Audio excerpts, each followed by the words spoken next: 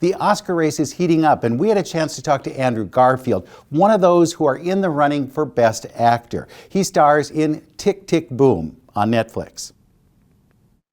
Andrew, what did you learn from Jonathan Larson? Oh gosh.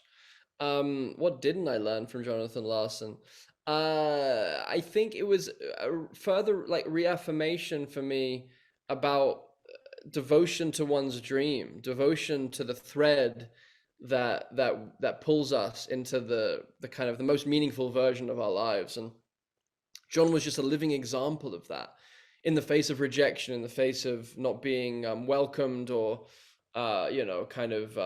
his work not being wanted, I found that to be incredibly inspiring. I think that's one of the things that audiences are connecting to as well. It's like it's a film about failure, not about success, and how we respond to perceived failure or rejection. I find that to be really, really moving. Have you had rejection since this, where you can kind of test that out and say, Yeah, little things for sure. Every day there's something that happens where you feel unwelcomed, or kind of held back, or hamstrung in some way, or not seen clearly. I think that's just a universal human experience. And once I think about, someone like John or someone like Van Gogh, who spent their lives creating in a world that didn't get it, and they only received their harvest and their flowers after they were no longer here incarnate to experience that. I find that really moving, the fact that they could have given up every morning, but they decided to continue for the sake of the future of a better future world. And like, we would have a far less rich artistic fabric and history without John and without Van Gogh getting up in the face of rejection every morning. how is it though playing somebody who actually exists or existed? Is that difficult? And you did it again earlier this year with The Eyes of Tammy Faye. Is that a hard thing to do? I mean, yeah, acting is a hard thing to do for me. I think for anyone that says otherwise is lying to you. It's a really hard gig. And I wouldn't do it any other way. I absolutely love what I do. But yeah, I find it very, very challenging. I think because for whatever reason, I care about it so much. I care about story so much. I care about living into my artistic capacities to the greatest degree I can. And then, of course, you add into that, if you're playing someone who existed, there's this added layer of responsibility that you feel.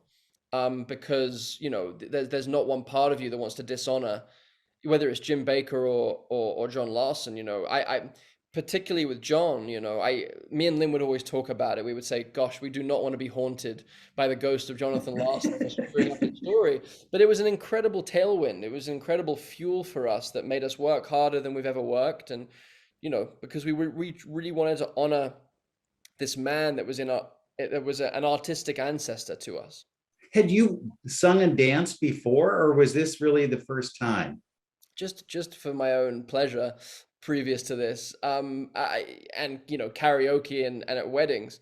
That's kind of it. And so Lynn was amazing in the sense that he gave me the confidence to know that I could get to a certain place, and I could actually honor John's voice and John's song.